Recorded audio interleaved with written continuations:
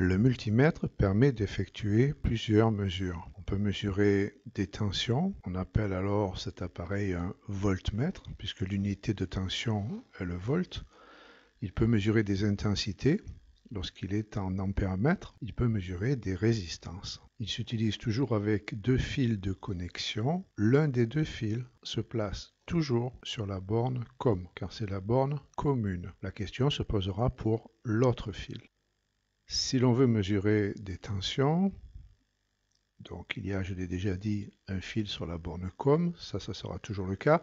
L'autre fil sera sur la borne de connexion notée V, V comme volt. On apprend ici que la tension mesurée aux bornes de l'ampoule, entre ces deux points, vaut autour de 4 volts.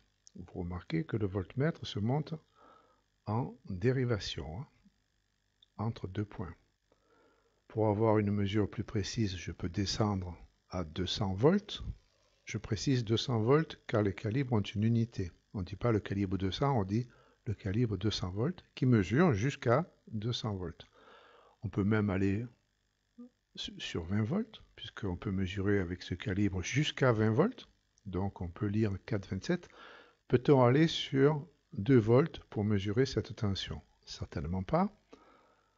On évite de le faire. Là, on peut le faire parce qu'on est dans le virtuel. Donc, qu'est-ce qui se passe si j'y vais? Eh bien, l'écran me dit qu'il y a une erreur. Donc, je ne dois pas rester dans cette position.